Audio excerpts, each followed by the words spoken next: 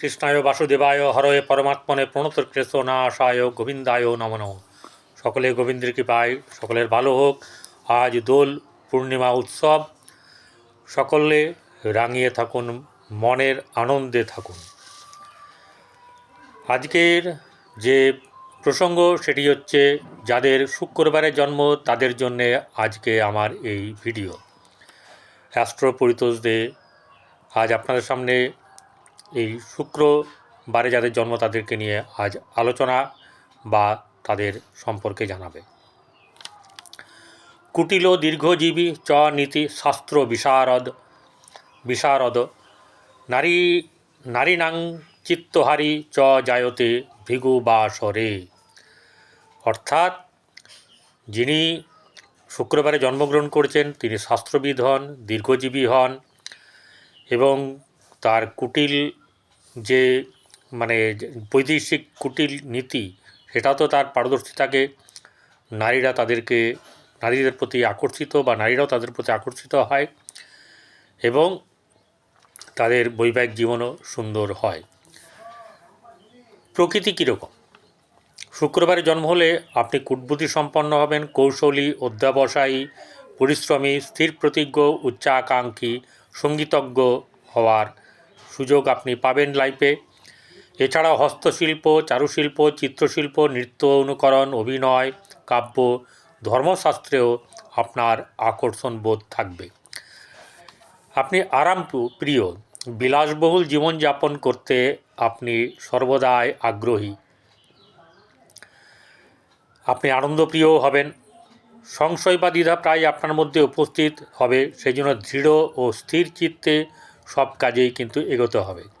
নিজের ব্যক্তিত্বের যে সঙ্গ ও পরিবেশের ওপর আপনার ভবিষ্যৎ জীবনের উন্নতি ও অবনতি বা সাফল্য বহুলাংশে নির্ভর করছে। আপনার অতিরিক্ত যদি আসক্তি হয় তাহলে কী হবে? অলসতায় ডুববেন, কর্মবিমুখ হবেন, বিলাসী হবেন, চরিত্রহীন হওয়ার সম্ভাবনা থাকবে। এবারে আপনার স্বাস্থ্য কীরকম যাবে সেই স্বাস্থ্য সম্পর্কে বলি।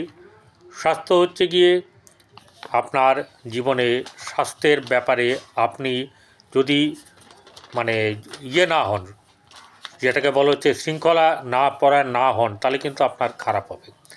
এমনিতেই আপনি স্বাস্থ্যবান হবেন। অত্যাধিক পরিশ্রম, মস্তিষ্ক পরিচালনা, আশাভঙ্গ, শোক, মনস্তাপ ও পারিবারিক অশান্তি আপনার স্বাস্থ্যহানির প্রধান কারণ। অম্ল, অজীর্ণ, বায়ুরোগ, অর্থ, চক্ষুপীড়া, শ্বাসকষ্ট, হৃদরোগ, রক্তের চাপ ও শুক্রজনিত রোগে আক্রান্ত হওয়ার সম্ভাবনা থাকবে। অসুস্থ হওয়ার সময়তে আপনি চেষ্টা করবেন বেশি করে ওষুধ না খাওয়ার। যোগ অভ্যাস, প্রাণায়াম, আয়ুর্বেদ ওষুধ এগুলোকে আপনি চেষ্টা করবেন গ্রহণ করতে। আপনার যোগ্যতা, আপনি কর্মঠ, উদ্যোগী, আত্মনির্ভরশীল ও অধ্যবসায়ী হবেন। আপনার সর্বদিকে প্রতিভা থাকবে। রাজনীতি, আইন, অধ্যাপনা, সাহিত্য, সৃজন, পালন, সংগঠন, বিজ্ঞান, জ্যোতিষ, নৃত্য, কাব্য, নাটক, অভিনয়, অনুকরণ, প্রশাসন প্রভৃতি বিলক্ষণ যোগ্যতা আপনার থাকবে। ব্যবসা কিংবা শিল্পাদি ব্যাপারেও আপনার দক্ষতা বেশ ভালোই থাকবে। কর্মজীবনে আপনি বিশিষ্ট প্রতিভাশালী লোকের সহায়তা পাবেন। যেসব কাজে অল্প পরিশ্রমের সাফল্য ও কৃতিত্ব লাভ করা যায় সেসব কাজে আপনি বেশ কৃতিত্ব দেখাতে পারবেন এবং সাবাসী পাবেন। আপনার ভাগ্যভাব কীরকম? ভাগ্যভাব হচ্ছে আপনার মধ্যম শুভ এবং মধ্যম শুভ থেকে উত্তম যাবে।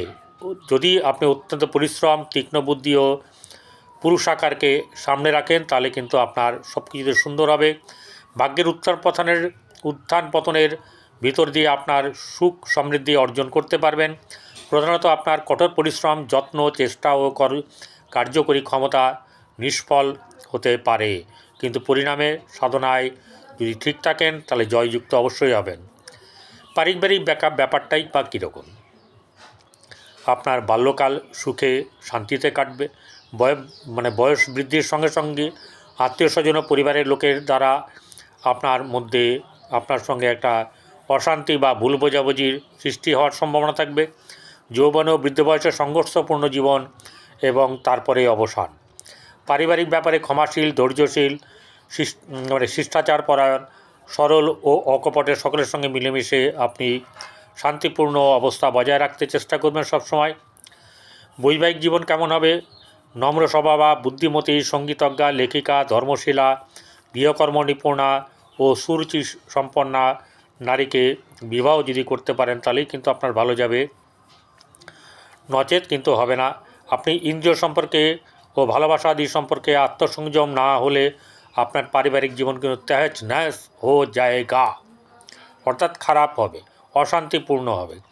আপনার স্ত্রী যদি আপনার স্বভাবের অনুকূল, সহ্যশীল, উদারভাব ও ক্ষমাশীল হয় তাহলে আপনার সংসার শান্তির সব কিছু সুস্থ, সুন্দর এবং আনন্দময় হবে। আপনার সঙ্গে বন্ধুত্ব জীবন কীরকম? আপনার বন্ধু ভাগ্য বেশ ভালো। জীবনে বিভিন্ন দেশীয় বা বিভিন্ন জাতীয় বিভিন্ন স্বভাবের মানুষের সঙ্গে আপনার পরিচয় থাকবে, মিত্রতা থাকবে। তাদের সঙ্গে বিপদে আপনাকে সাহায্য করবে এবং সর্বপ্রকার তাদের দ্বারা আপনার উপকৃত হওয়ার যোগ আছে।